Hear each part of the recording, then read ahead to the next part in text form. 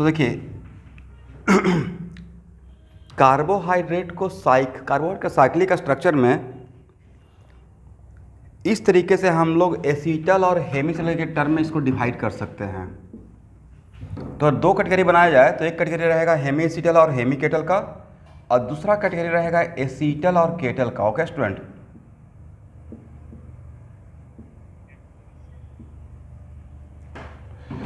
तो सर दोनों में डिफरेंस क्या रहेगा? तो दोनों में डिफरेंस रहेगा कि जो हेमी एसीटल और हेमी केटल रहेगा वो रिड्यूसिंग शुगर रहेगा। ठीक है, रिड्यूसिंग शुगर का मतलब जो दूसरे को रिड्यूस करेगा खुद ऑक्सीडाइज होगा, करेक्ट। और जो हेमी एसिटल हेमी केटल रहेगा शोइंग म्यूटा रोटेशन। नाम सुने आप लोग?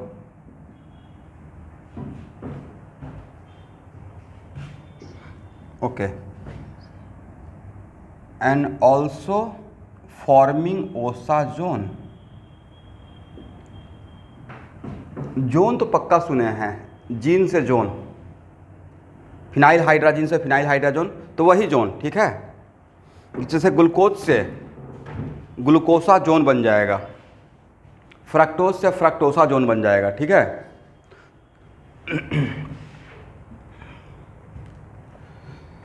अब एक क्या रहेगा, इसका जस्ट उल्टा रहेगा, नॉन रिड्यूसिंग शुगर होता है। ये सब ऑब्जेक्टिव बन रहा है आपका। ठीक है, does not showing mutarotation and does not, लिखते जाइएगा, फॉर्मिंग ओसा जोन। यहां तक लिख लीजिए।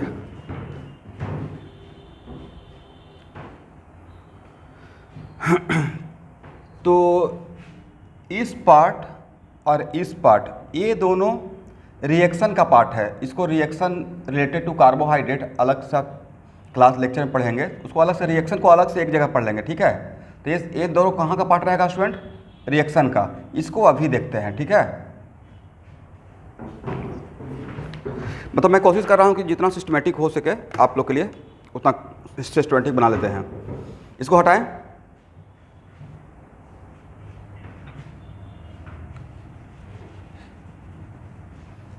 अरे कल एक स्टूडेंट मुझे बोले कि sir chemistry day to day life का पीडीएफ, तो मैं वो तो भेज दूंगा, बट उसका बहुत बढ़िया कलेक्शन एनसीईआरटी में है। ठीक है,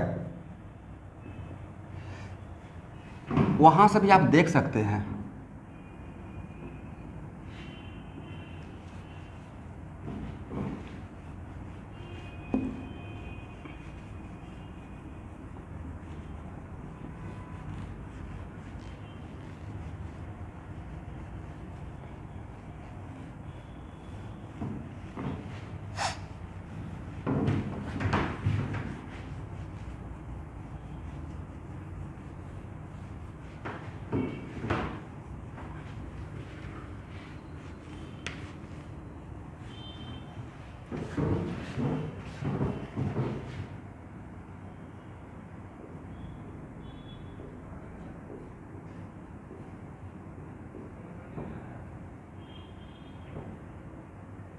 म्यूटा रोटेशन, तो देखिए म्यूटा रोटेशन मैं लिखवा दूंगा।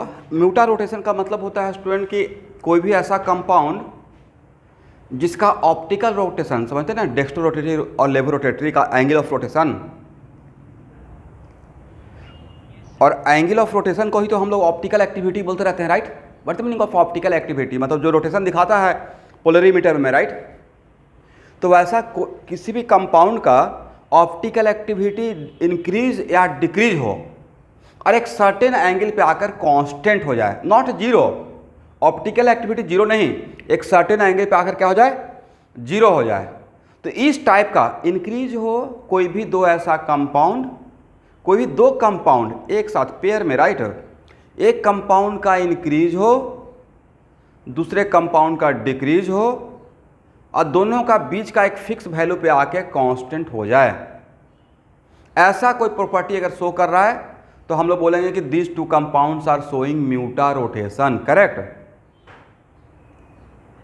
बट म्यूटा रोटेशन शो करने के लिए वो दो पेयर को एक काम करना पड़ेगा, करेक्ट। एक डिक्रीज करेगा, एक इंक्रीज करेगा, और एक फिक्स वैल्यू पे आकर क्या हो जाएगा, कांस्टेंट हो जाएगा, करेक्ट। तो सर अगर ऐसा कोई करेगा जहां पे आगे कांस्टेंट होगा, तो कांस्टेंट होगा इसका मतलब जो वो जहां पे कांस्टेंट होगा वो भी एक कोई खास कंपाउंड रहेगा। इसका तो वो कंपाउंड इन दोनों के बीच में कोई रिलेशन क्रिएट करेगा। तो एक्चुअली होता क्या है कि alpha open chain structure of D glucose, ध्यान से चीज़ों को सुनिएगा, open chain structure of D glucose से कितना साइक्लिक स्ट्रक्चर मिलता था, दो, अल्फा डी ग्लूकोज और beta D glucose, right.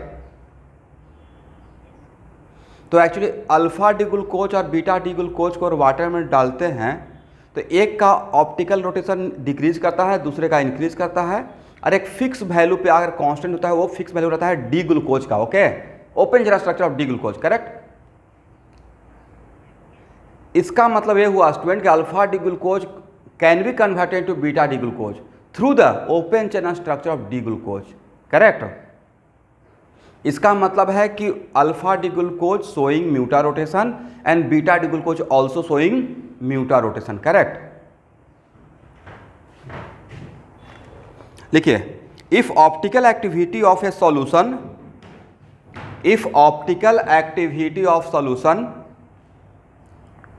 decreases or increases,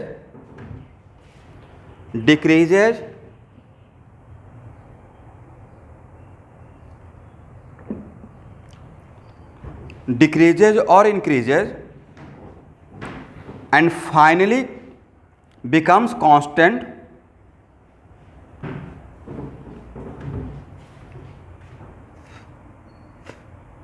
and finally becomes constant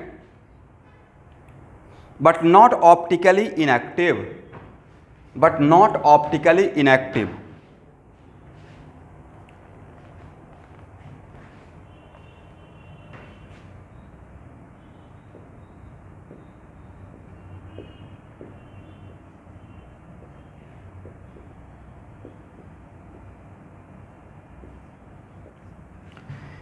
तो देखिए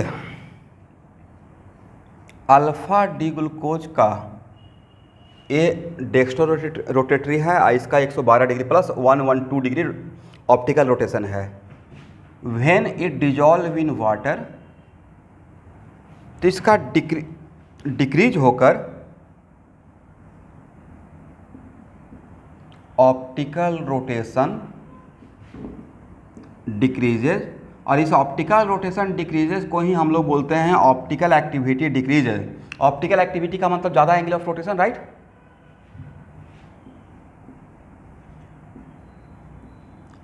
and becomes equal two plus 53 degree. इसका मतलब है कि अल्फा डी ग्लूकोज को वाटर में डिजॉल्व करेंगे तो उसका ऑप्टिकल एक्टिविटी कम होते होते जीरो नहीं हुआ, बट कहाँ पे आके कांस्टेंट हो गया। वैसे ही बीटा डी ग्लूकोज, इसका ऑप्टिकल एक्टिविटी है प्लस 90 डिग्री, मतलब ये भी डेक्स्ट्रो रोटेटरी है, ठीक है। इसका मतलब दोनों डेक्स्ट्रो था, बट ये ज़्यादा ऑप्टिकली एक्टिव था, ये कम ऑप्टिकली एक्टिव था। When dissolve in water, optical rotation increases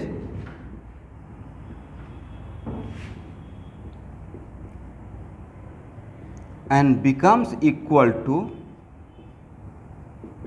plus 53 degree. Agree?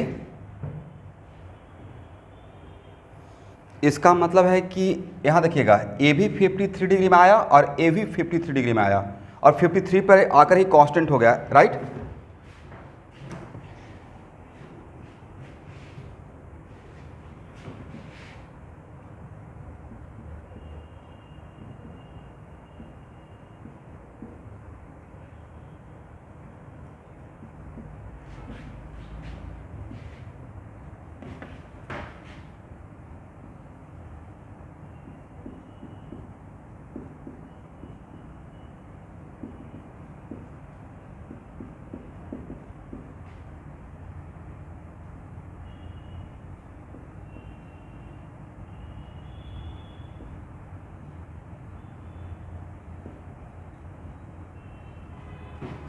तो देखिए मेन सीन ये है, डी ग्लूकोज ओपन चेन, जैसे ही डी ग्लूकोज बोले इसमें अल्फा बीटा नहीं लगाए हैं, इसका तो ओपन चेन स्ट्रक्चर का बात कर रहा हूँ राइट।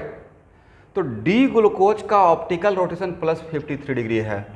तो when alpha D glucose dissolve in water, चूंकि इसका साइक्लिक तो यहाँ से ही बना है ना, ए चाहे ए, दोनों का मेन सोर्स तो ए है राइट। तो व्हेन अल्फा डी ग्लूकोज और बीटा डी ग्लूकोज को वाटर में डिजॉल्व करते हैं, तो दोनों अगर ओपन चेन स्ट्रक्चर में कन्वर्ट होगा तो जाएगा कहाँ, डी ग्लूकोज पे ही जाएगा। ए भी डी ग्लूकोज में जाएगा, ए भी डी ग्लूकोज में जाएगा राइट। इसका मतलब ये दोनों क्या शो कर रहा है, ये म्यूटा रोटेशन का डिफरेंशियल को सेटिस्फाई कर रहा है। इसका मतलब इट मीन, आप लोग समझे मैंने क्या बोला, it means alpha D glucose and beta D glucose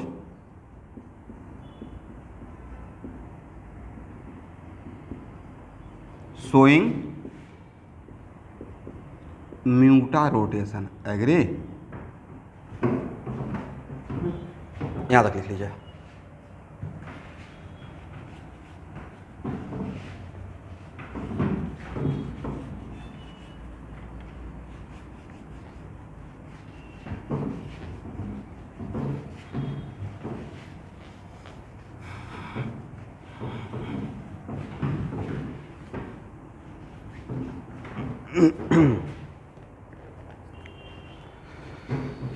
चलिए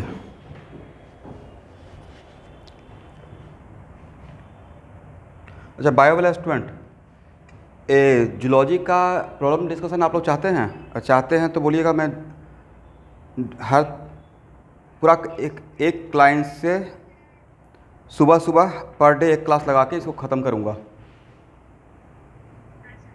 ठीक है? ओके।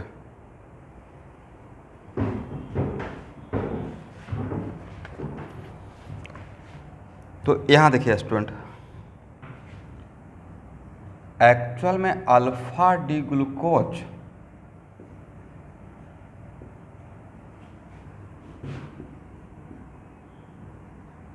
अगर आपसे कोई पूछेगा alpha D glucose beta D glucose में कन्वर्ट होगा या नहीं होगा, तो करेक्ट आंसर क्या रहेगा? वहाँ देखिए तो सर कन्वर्ट होगा। अल्फा डी ग्लूकोज पहले डी ग्लूकोज में बन जाएगा और फिर D glucose beta D glucose में चला जाएगा राइट। इसका मतलब है कि ये तीनों के साथ एक साथ इक्विलिब्रियम मेंटेन हो सकता है right. But alpha D glucose can be converted into beta D glucose directly या थ्रू डी ग्लूकोज। इंटरमीडिएट कौन रहेगा? D glucose right.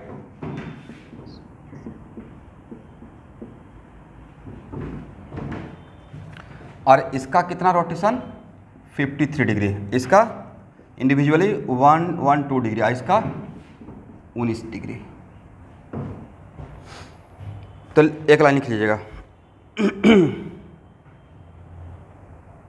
It appears very clear that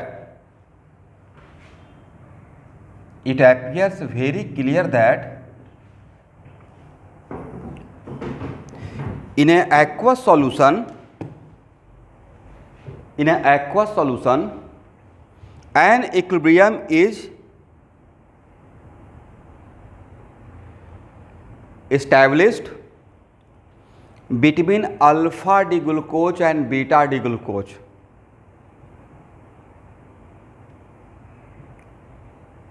An equilibrium is established between alpha D glucose and beta D glucose, and it is possible very much through open chain structure of D glucose, and it is possible very much through open chain structure of D glucose. तो next question है कि sir अगर equilibrium water में अगर dissolve कर रहे हैं, aqueous solution में अगर इक्विलिब्रियम है, तो अब यहाँ पे स्टोरी है कि सर किसका अमाउंट ज़्यादा रहेगा राइट। क्योंकि तो यहाँ पे देखिए, अब इस शॉर्टकट में ट्रिक दे रहा हूँ। बोलिए +53 से 19 अब +53 से 112, कहाँ पे एंगुलर डिस्प्लेसमेंट ज़्यादा है? डिफरेंस निकाल के देख लीजिए 112 और 53 का, और 53 और 19 का। तो ये डिफरेंस ज़्यादा मिलेगा, राइट, ये डिफरेंस कम मिलेगा, करेक्ट। इसका मतलब ये हुआ। अरे एक मैं शॉर्टकट ट्रिक बता रहा हूँ, मतलब याद करने का तरीका, कि जिसका एंगुलर डिस्प्लेसमेंट कम रहता है उसका अमाउंट ज़्यादा रहता है। तो एक्चुअली इक्विलिब्रियम पॉइंट पे ये 64% रहता है, और ये ओपन जनरल स्ट्रक्चर 2% में रहता है। और बाकी कितना बचा? तो ये हो गया 66, बाकी बचा ये 34% रहता है। तो परसेंटेज इसका आपको याद करना पड़ेगा, बट यहाँ से परसेंटेज बस 34 और 64 याद रखें, बाकी 2% ग्लूकोज रहेगा। तो सर किसका ज़्यादा रहेगा, उसका याद करने का ट्रिक ये है कि जिसका एंगुलर डिस्प्लेसमेंट कम दिखेगा उसका अमाउंट ज़्यादा रहेगा, ठीक है। मतलब वहाँ पे जल्दी से रोटेशन हो जाएगा, अचीव कर लेगा, चाहे डिक्रीज करने का इंक्रीज करने का।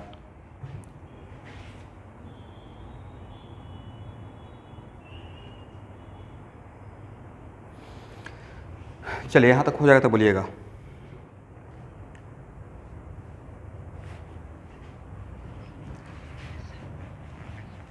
तो अब तो म्यूटा रोटेशन का क्लियर कट माइंड में आ गया ना कि क्या मीनिंग होता है। वैसा दो पेयर जिसका इंडिविजुअली इंक्रीज और डिक्रीज हो, बट इस सेम वैल्यू पे आके कांस्टेंट हो जाए, और वो सेम वैल्यू के साथ उसका रिलेशन रहेगा। तो नहीं लिखता सर वो तो same value open chain structure of carbohydrate रहेगा, उसी का दो साइक्लिक स्ट्रक्चर रहेगा, राइट।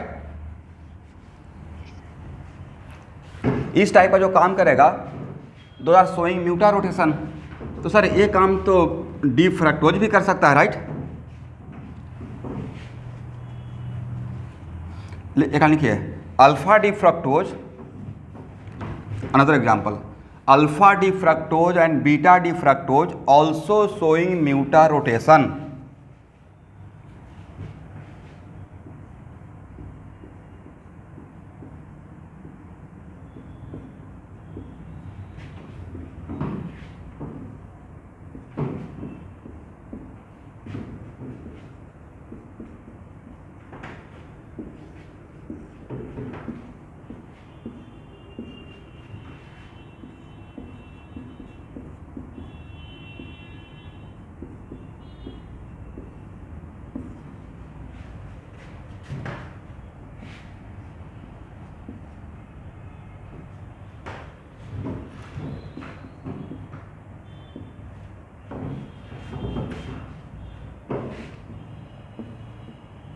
तो अब बताइए डी फ्रक्टोज क्या है, डेक्स्ट्रो रोटेटरी या लेवो रोटेटरी?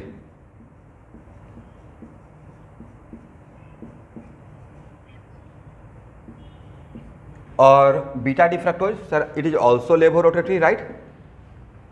और alpha D fructose sir it is also levo rotatory. कहने का मतलब है कि ओवरऑल फ्रक्टोज स्पेशली डी, चाहे अल्फा हो या बीटा हो या ओपन चेन स्ट्रक्चर हो, डी फ्रक्टोज जैसे डी ग्लूकोज का सारा ओपन चेन स्ट्रक्चर या cyclic all are plus value, right. तो वो डेक्स्ट्रो रोटेटरी था, बट ये क्या है, लेवो रोटेटरी है। डी फ्रक्टोज देखिए कैपिटल डी होते हुए भी ये लेवो रोटेटरी है, राइट। इसलिए इसका कैपिटल डी और स्मॉल एल में कोई रिलेशन नहीं है, कोई कुछ भी हो सकता है डिपेंडिंग अपॉन सिचुएशन, राइट, जो उसका पोलरीमीटर में शो करेगा। तो यहाँ देखिए इसका एंगल क्या हुआ, -210, माइनस तो इंडिकेट करा कि लेफ्टवर्ड रोटेशन है, बट 210 से डिक्रीज होकर कहाँ तक आ गया, 92, आइस करेक्ट। इसका 92 से इसका 133 से डिक्रीज होकर कहाँ आ गया, 92। तो अब बताइए कि जो मैंने आपको ट्रिक दिया है उसमें किसका अमाउंट ज़्यादा रहेगा इक्विलिब्रियम पॉइंट पे? बीटा का ज़्यादा रहेगा नहीं, और अल्फा का कम रहेगा, correct.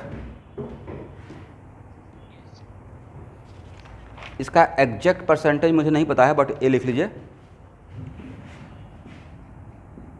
More at equilibrium point. ये दोनों इक्विलिब्रियम मेंटेन करता है, ये दोनों ऑब्जेक्टिव है, ये दोनों वाटर में डालने पे इक्विलिब्रियम मेंटेन करेगा, एक दूसरे में कन्वर्ट होगा डायरेक्ट या through the open chain structure.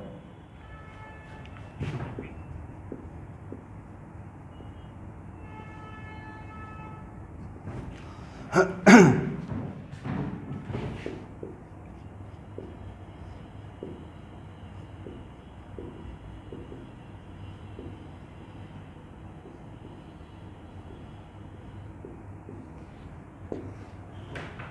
लिख लीजिए।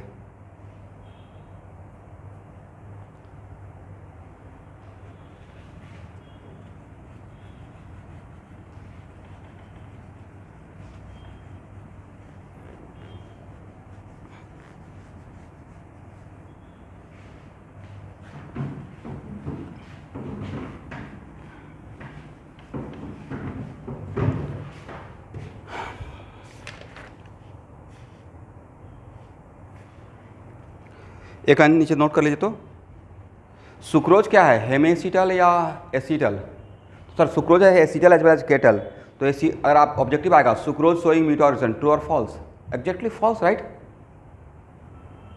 तो सुक्रोज या starch does not showing mutarotation, कहीं पे नोट कीजिए, sucrose and starch does not showing म्यूटारोटेशन।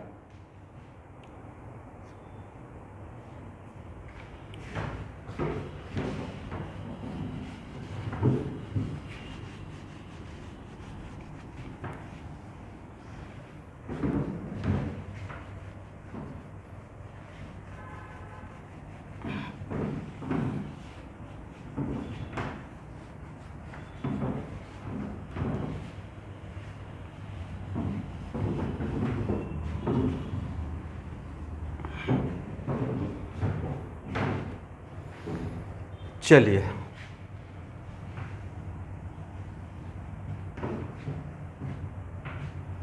अब देखिए, कार्बोहाइड्रेट को सिर्फ रोटेशन के पॉइंट ऑफ व्यू से अगर डिवाइड किया जाए तो दो ही डिवीजन हो सकता है ना, डेक्स्ट्रो रोटेटरी या लेवो रोटेटरी।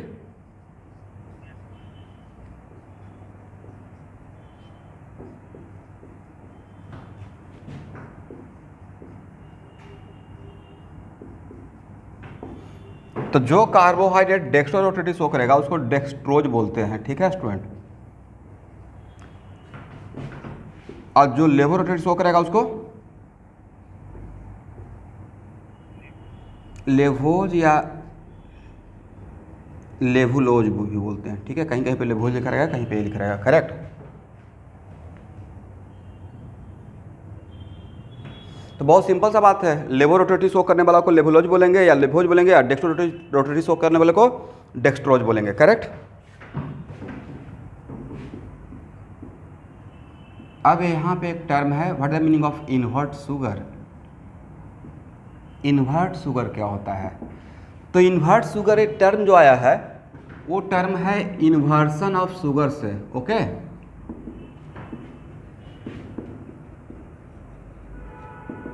कहाँ से आया है? Inversion of sugar. तो इसका मतलब होता है कि कोई भी एक कंपाउंड, कोई एक कंपाउंड ए है जो सॉलिड फेज में before dissolving water dextro rotatory है, राइट।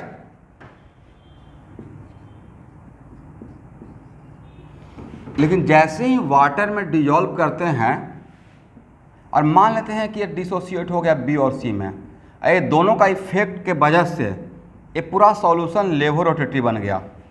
तो नहीं तक इस सॉलिड फेज में जो इसका कैरेक्टर था वो बिल्कुल सॉल्यूशन में जाने के बाद उल्टा हो गया। तो इस टाइप का जो प्रॉपर्टी शो करेगा उस टाइप के कार्बोहाइड्रेट, कार्बोहाइड्रेट को जनरली हम लोग शुगर भी बोलते रहते हैं। ऐसे कार्बोहाइड्रेट दो टाइप का होता है, sugar and non sugar, right. For example किसको, ओलिगोसैकेराइड्स क्या होता है, शुगर, बट शायद पॉलीसैकेराइड्स नॉन शुगर होता है, राइट। एनीवे, तो वैसा कोई भी कार्बोहाइड्रेट या sugar which are let us suppose which are dextrorotatory in solid phase, but when dissolved in water then solution becomes levorotatory, then that type of sugar is called invert sugar, और process को क्या बोलते हैं, inversion of sugar, correct. क्या इसको खुद से आप लोग लिख पाएंगे या मैं लिखवा दूं? लिखिए, any carbohydrate which are in, नहीं लिख लीजिए मैं लिखवा देता हूं, any carbohydrate which are in solid phase, let us suppose it is dextrorotatory,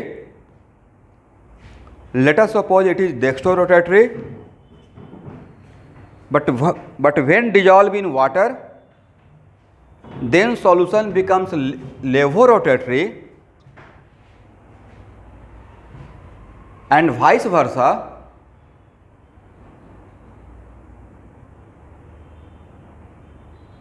Then this type of sugar or carbohydrate are called invert sugar, and process is called inversion of sugar. ठीक है,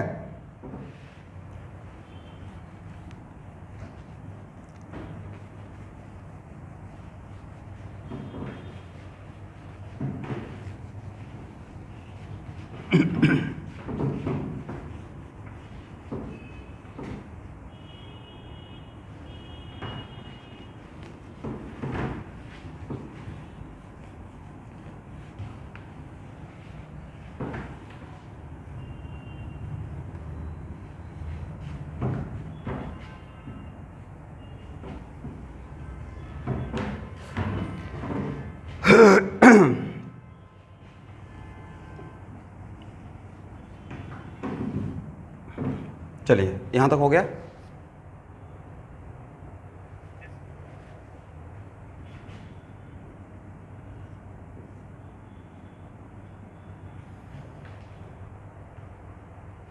example में sucrose, ये solid phase में student है dextrorotatory, correct. Solid phase में ये क्या है, डेक्स्ट्रोरोटेटरी, डेक्स्ट्रोज है। और सुक्रोज को अगर वाटर में डिजॉल्व कीजिएगा तो क्या मिलता है सर, अल्फा डी ग्लूकोज, कल ही बता रहे थे, राइट, और बीटा डी फ्रक्टोज। और अल्फा डी ग्लूकोज का अभी जस्ट आज के क्लास में एंगल लिखवाया हूँ, कितना है देखिए तो, +112 डिग्री, राइट। और बीटा डी फ्रक्टोज का कितना है, 33। और वन मॉलिक्यूल सुक्रोज अगर ब्रेक होगा तो दोनों का अलग अलग मिलेगा, या इसका भी एक मॉलिक्यूल इसका भी एक मॉलिक्यूल, राइट। इसका मतलब when sucrose dissociate in water then we get equimolar of both alpha D glucose as well as beta D fructose, correct. तो आपको समझाने के पॉइंट जो, मान लीजिए कि इसका एक ही मॉलिक्यूल रहा होगा, ऐसा तो होगा नहीं लेकिन मान लेते हैं, तो इसका एक मॉलिक्यूल, तो इसका एक मॉलिक्यूल मिलेगा, इसका एक मॉलिक्यूल मिलेगा, और दोनों का अगर टेस्ट करेंगे तो ये लाइट को एक राइटवर्ड में 112 डिग्री से रोटेट करेगा, और ये लाइट को एक लेफ्टवर्ड में 133 डिग्री से, तो दोनों का रिजल्टेंट क्या होगा, माइनस कितना, मोटा मोटी 21, -21। तो नहीं लेता कि आपका सॉल्यूशन बन गया लेवोरोटेटरी, था क्या। सुक्रोज सॉलिड फेज में, एक्सपेरिमेंटल बाइल मैं बता रहा हूँ, सुक्रोज सॉलिड फेज में डेक्स्ट्रो होता है, बट उसी को वाटर में डिजॉल्व करते तो सॉल्यूशन क्या नजर आता है, लेवोरोटेटरी। वजह ये है, ठीक है, वजह मैंने बता दिया, करेक्ट। क्योंकि ओवरऑल रिजल्टेंट तो दोनों का -21 डिग्री दिखेगा। That's why sucrose is the example of which sugar, invert sugar. ये ऑब्जेक्टिव बन जाएगा आपका, करेक्ट। तो अब समझ में आ गया कि what the meaning of invert sugar. चलिए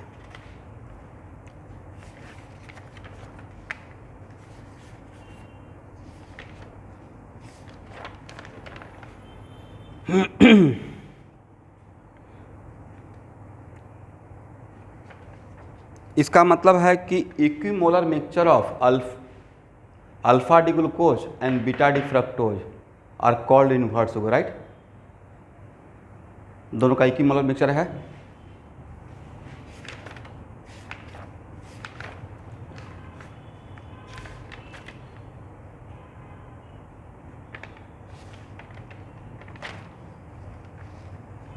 अब लिखिए, रिएक्शन ऑफ कार्बोहाइड्रेट,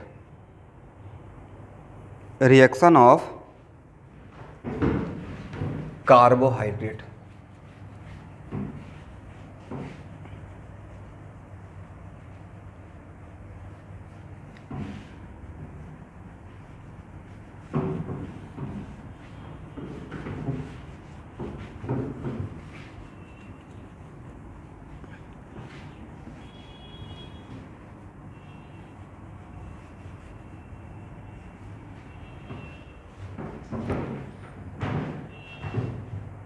बोलिए student, ketone Tollens reagent test दे सकता है या नहीं दे सकता है?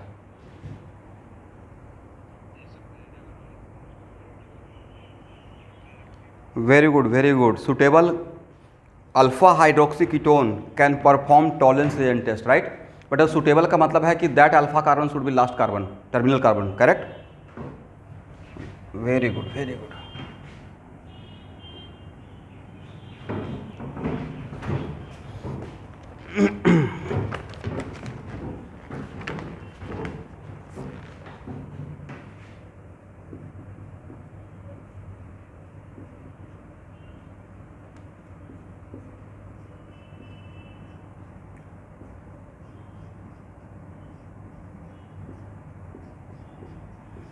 ऐसे हाइड करके लिख रहे हैं स्टूडेंट,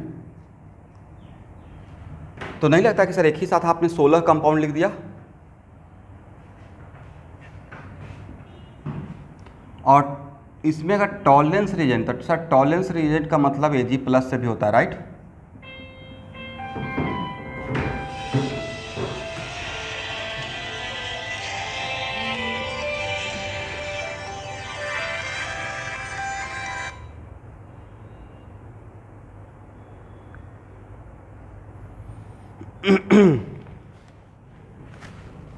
यहाँ देखिए, तो इसमें तो एकदम रेडीमेड अल्डिहाइडिक ग्रुप है, तो ये किस में कन्वर्ट हो जाएगा? एसिड में, राइट। तो सर एसिड तो बना नहीं, तो भाई यहाँ पे इसका सॉल्यूशन टॉलरेंस का एक्वा सॉल्यूशन बेसिक होता है, तो यहाँ पे Na+ रहेगा, थोड़ा सा एसिडिफाई कीजिएगा तो यहाँ पे H आ जाएगा, राइट।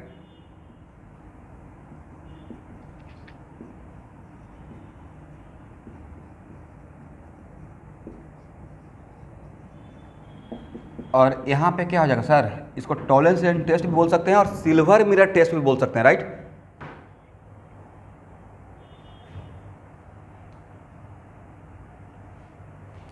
तो एक था क्या सर? ए तो एल्डोहेक्सोज था, राइट। तो यहाँ से जो एसिड बनेगा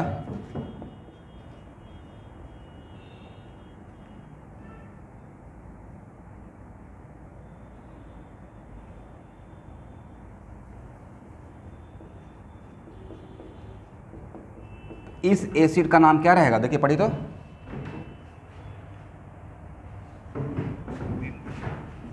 यस।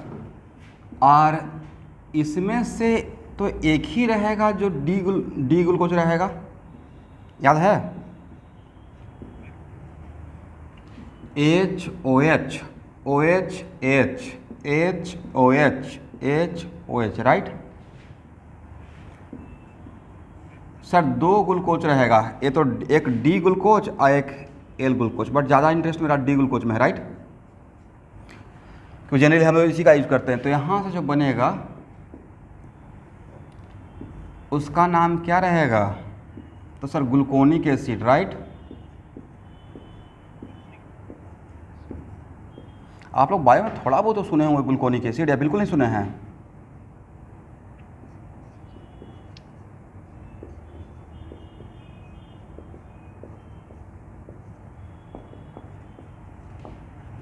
यहाँ तक लीजिए।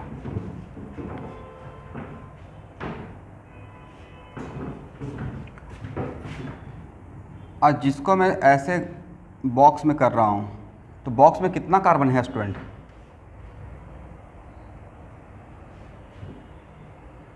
चार कार्बन। और बॉक्स में उस चारों कार्बन का पे क्या क्या लगा हुआ और किधर लगा हुआ उसको ध्यान से देख लीजिएगा, करेक्ट।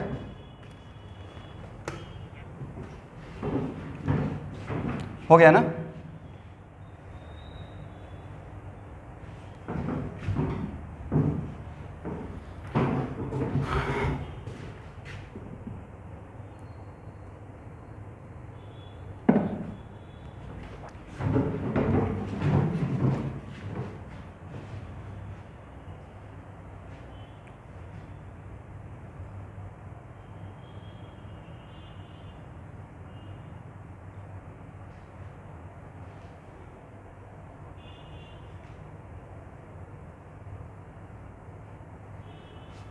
हो गया। इस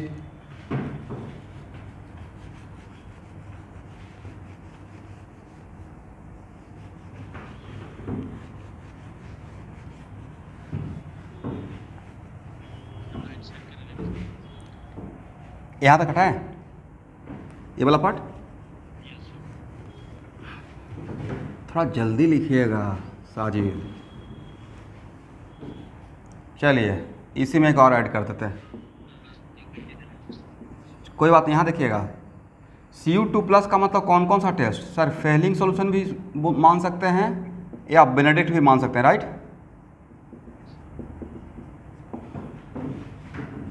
तो ये दोनों टेस्ट देगा, ठीक है।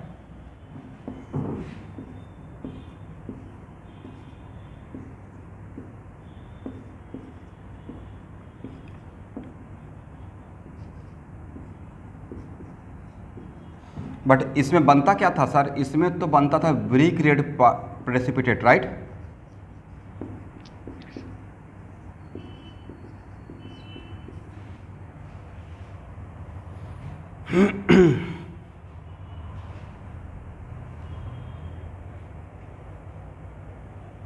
आप लोगों को 98% ऑर्गेनिक पढ़ा दिया हूँ, 2% नहीं बोलता हूँ क्योंकि सरफेस ये इन्वायरमेंटल केमिस्ट्री, बट मोटा मोटी जो रिएक्शन एक एक चीज़ को कवर किया हूँ।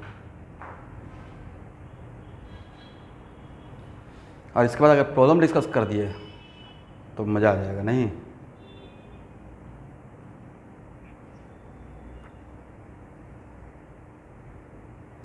बट प्रॉब्लम डिस्कस करने में आप लोग का सपोर्ट चाहिए। जब तक आप लोग शॉर्ट नोट्स बना के रेडी नहीं रहिएगा तब तक ठीक नहीं रहेगा।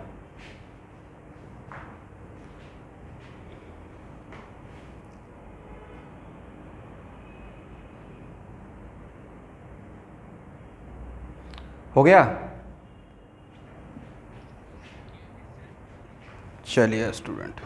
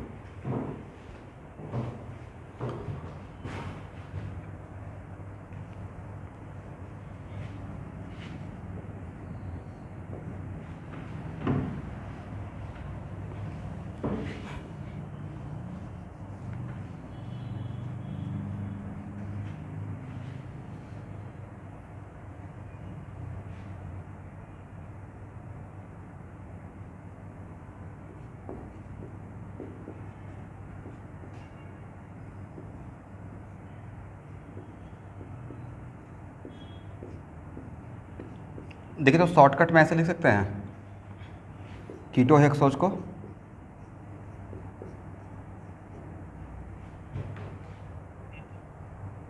इसी का होल 3 कर दिए, टोटल जितना 8 था, राइट। और इसमें अगर टॉलेंस, एक टॉलेंस टेस्ट देगा या नहीं देगा, तो सर कीटोन के लिए जो सुटेबल कंडीशन था वो बिल्कुल इसको सेटिस्फाई कर रहा है, right. Those ketone which are suitable alpha hydroxy, but that alpha hydroxy suitable का मतलब होता है कि वो लास्ट कार्बन, राइट। तो इस तरफ दिख रहा है नहीं, इसका मतलब है कि सर ये इसमें कन्वर्ट होगा।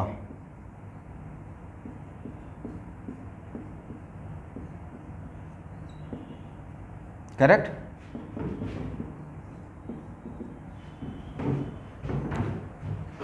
यहां तक समझ में आ गया।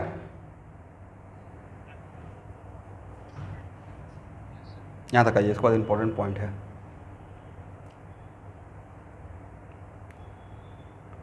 तो नहीं लग रहा कि सर यहाँ पे एल्डोहेक्सोनिक एसिड और कीटोहेक्सोनिक एसिड, तो एल्डोहेक्सोनिक एसिड कितना 16, उसमें भी 4 कायरल सेंटर था। एल्डोहेक्सोनिक एसिड, एल्डोहेक्सोस, राइट।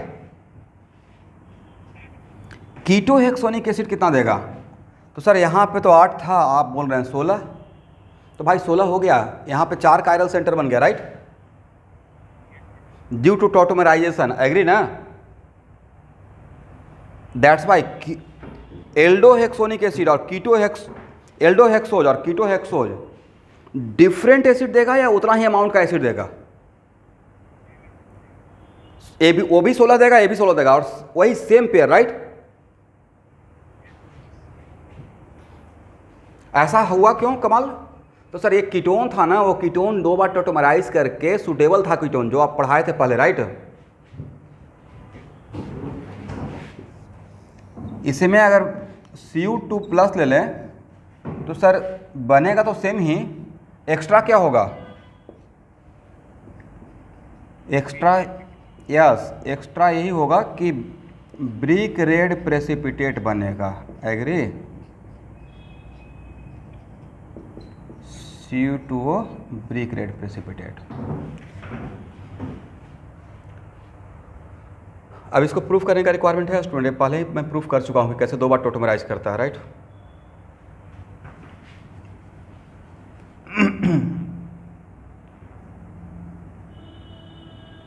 जल्दी लिखिए।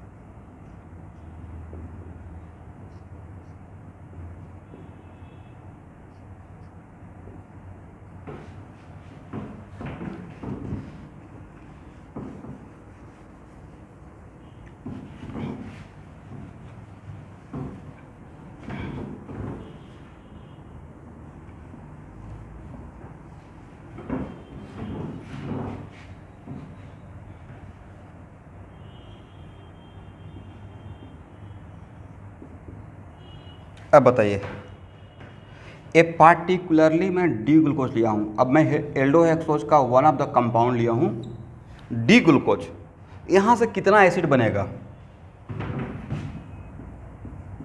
तो सर इन सब पे तो का रिएक्शन हो ही नहीं रहा है, तो इन सब का कॉन्फ़िगरेशन चेंज नहीं होगा, राइट?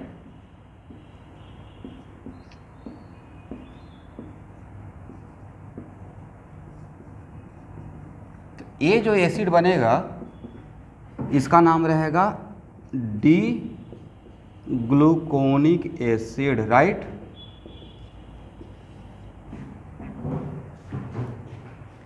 सर ये तो पहले ही लिख चुके हैं, दोबारा लिखने के लिए मैं कुछ कंपेयर करना चाह रहा हूँ, ठीक है?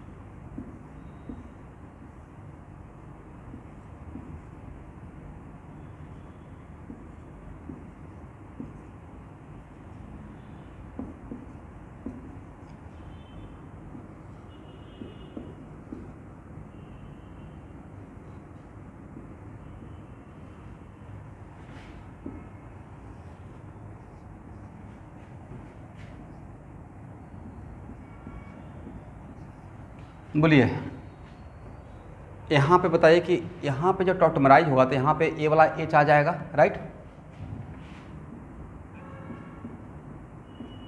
टॉटोमेराइजेशन, यहाँ भी टॉटोमेराइजेशन, बट जब यहाँ से ए हाइड्रोजन यहाँ आएगा तो now this carbon becomes sp3, right.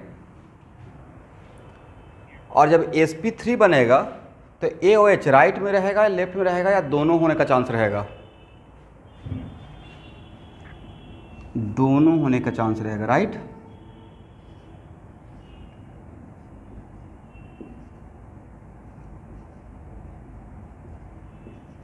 यहाँ पे ही कॉन्सेप्ट छुपा हुआ था।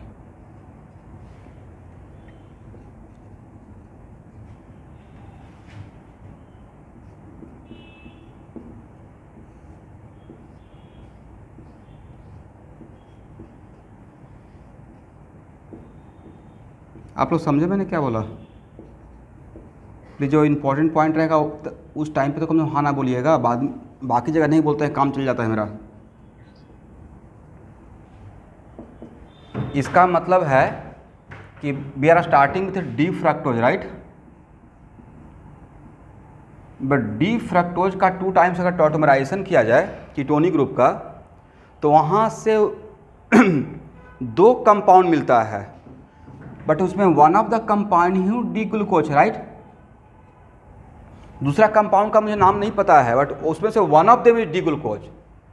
तो एक्चुअली ऑब्जेक्टिव ये पूछा हुआ है कि डी ग्लूकोज का जब हम लोग ऑक्सीडेशन करते हैं by taking tolerance and then we get D gluconic acid, तो डी फ्रक्टोज का करेंगे तो डी फ्रक्टोज से भी हम लोग वी गेट एसिड, बट उसमें 2 एसिड मिलता है, जिसमें one of them is gluconic acid, right. यहां देखिएगा,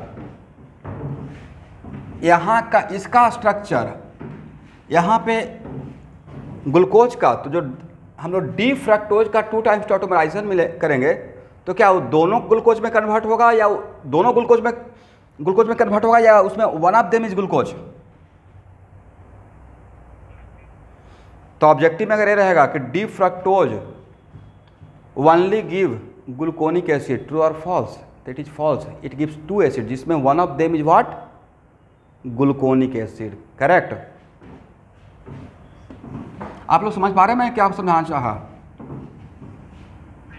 ये दूसरे रिएक्शन में भी ऐसा होगा, ठीक है।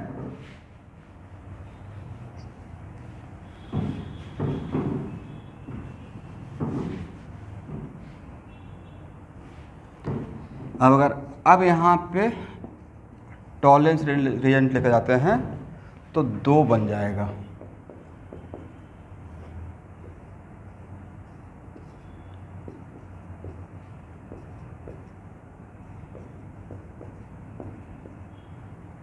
देखिए इस कंपाउंड का तो मुझे नाम याद नहीं है, बट ये भी एसिड बन गया।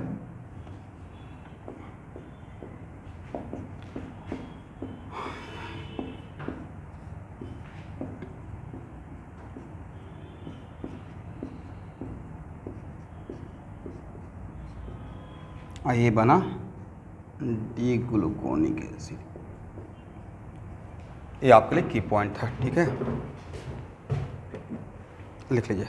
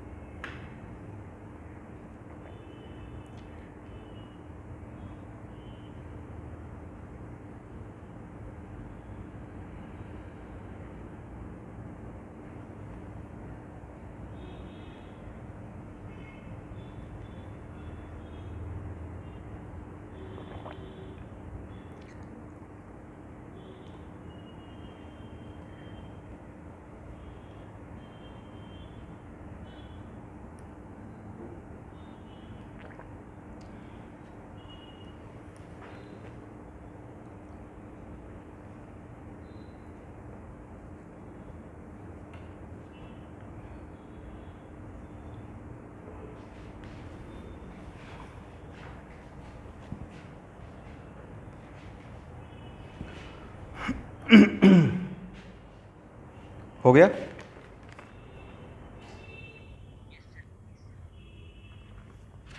नीचे एक लाइन लिखिएगा।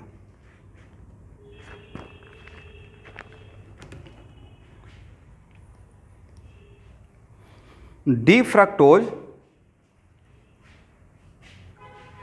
when treated with tolerance reagent or even failing solution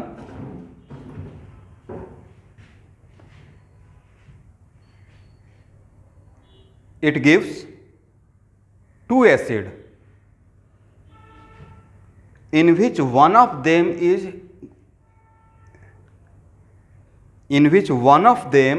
is D-gluconic acid.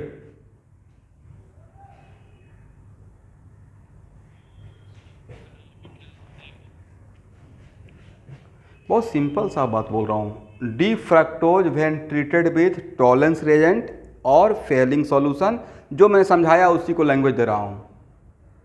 Then it gives कितना एसिड?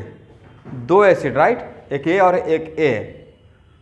तो दोनों में से one of them, this one only, is the D gluconic acid, right.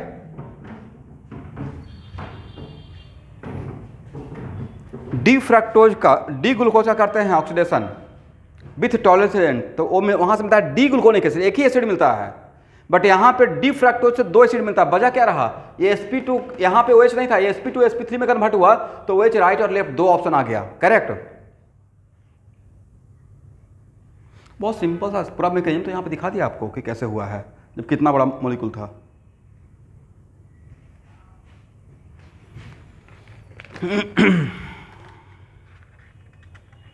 हो गया ना?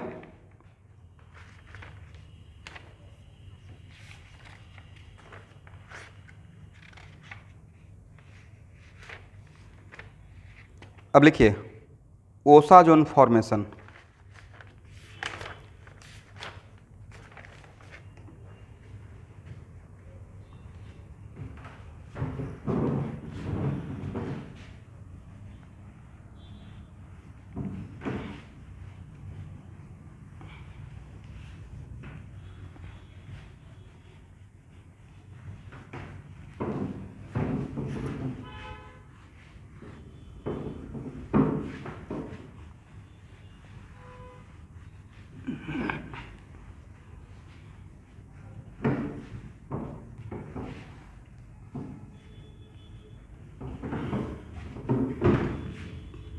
कुछ लोग बाहर से क्लास कर रहे हैं। तुलसी बोरो गुवाहाटी में है या घर चले गए? संचारी में है। तो संचारी मतलब संचारी में क्यों, मतलब घर ना? एन, अच्छा अच्छा ठीक।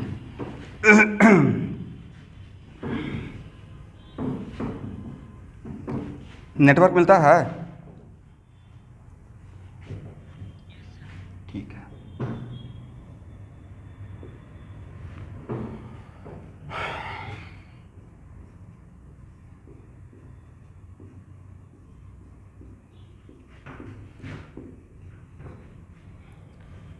ओसाजोन फॉर्मेशन, देखिए इसका जनरल ऐसे बाकी क्लास में मैकेनिज्म ड्रॉ करता हूँ, but mechanism is not required. Mechanism आपसे नहीं पूछा जाएगा, ठीक है? बोलिएगा तो पूरा दो बार दो बोर्ड भरना पड़ेगा, बट मुझे नहीं लगता कि मैकेनिज्म पूछा जाएगा।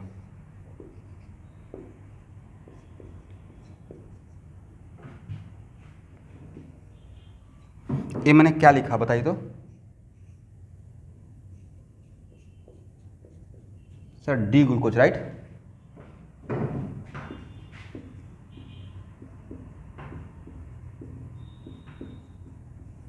और ये क्या लिखा? Phenyl hydrogen.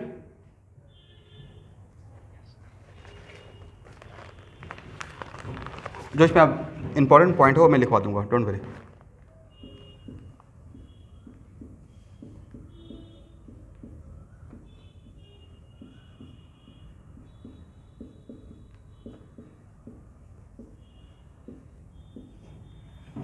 तो ओसाजोन फॉर्मेशन में इस कार्बन और इस कार्बन, इसी फर्स्ट दो कार्बन पे रिएक्शन होता है, ठीक है स्टूडेंट?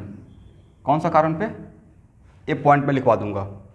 और ये दोनों कार्बन इस फॉर्म में C double bond N NH+, C double bond N NH+, इस फॉर्म में कन्वर्ट होता है। बाकी 4 कार्बन पे कोई काम नहीं होता है, जैसे रहता है वैसे रह जाता है, करेक्ट।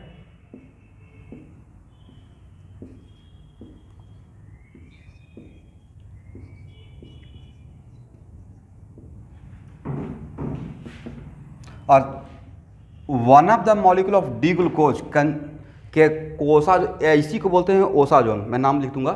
तो उसके साथ ये ऑब्जेक्टिव आ सकता है, इसके साथ, इसके एक मॉलिक्यूल के साथ कितना फिनाइल हाइड्रोजन का रिक्वायरमेंट होता था? 3 मोल का, 1 मोल के साथ 3 मोल। तो सर यहाँ तो 2 ही नजर आ रहा है, तो 1 ऑफ द मोल एनिलीन में कन्वर्ट हो जाता है, ठीक है। किसमें कन्वर्ट हो जाएगा? एनिलीन के फॉर्म में।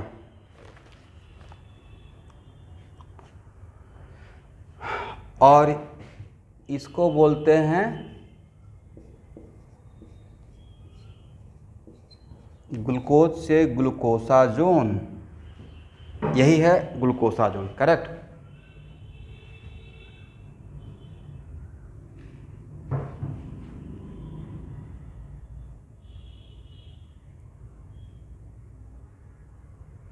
इसमें ऑब्जर्वेशन लिखिए, in osazone formation only first 2 carbon involve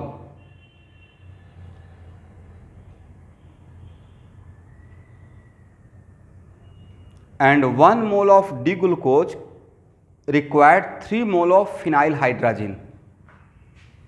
Gene से zone, right?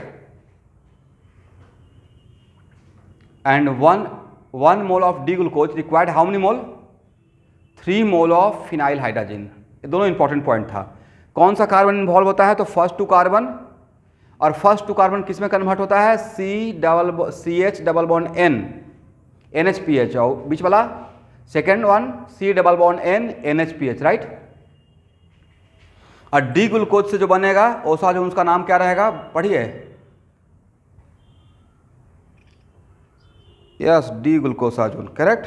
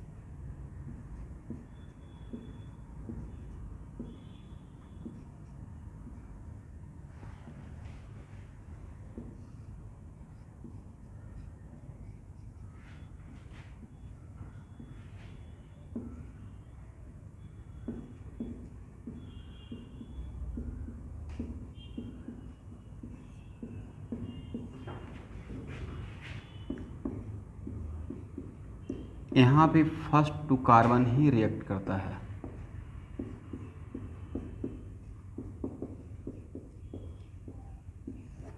और last 4 carbon doesn't involve in reaction, okay.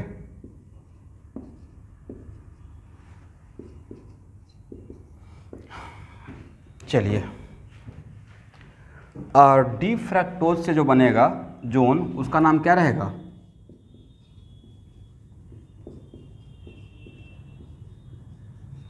D fructosazone, right.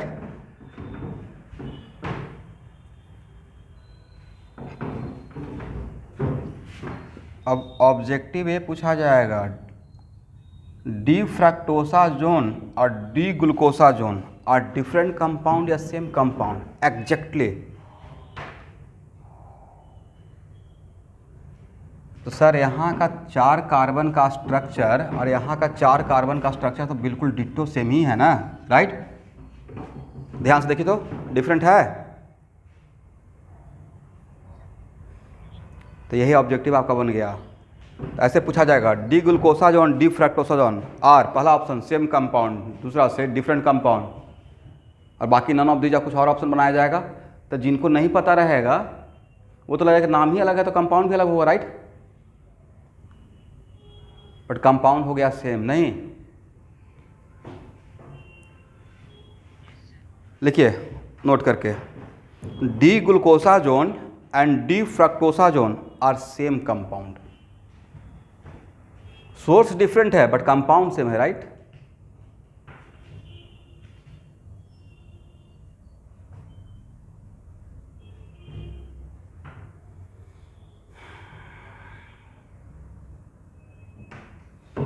तो ऐसा क्यों हुआ? तो ऐसा सर ये हुआ कि इसका भी फर्स्ट टू कार्बन इन्वॉल्व होता है।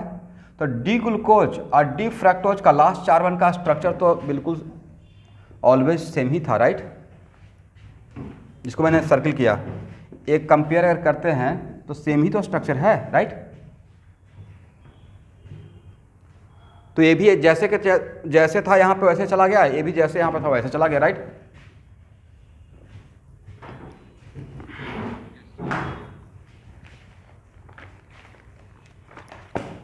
ओके तो मोटा मोटी tomorrow is the last class of carbohydrate, ठीक है। इसमें कल रिएक्शन लूँगा और एमिनो एसिड, और उसके बाद एक क्लास, हार्डली एक क्लास लगेगा या 1.5 क्लास पॉलीमर का, ठीक है स्टूडेंट।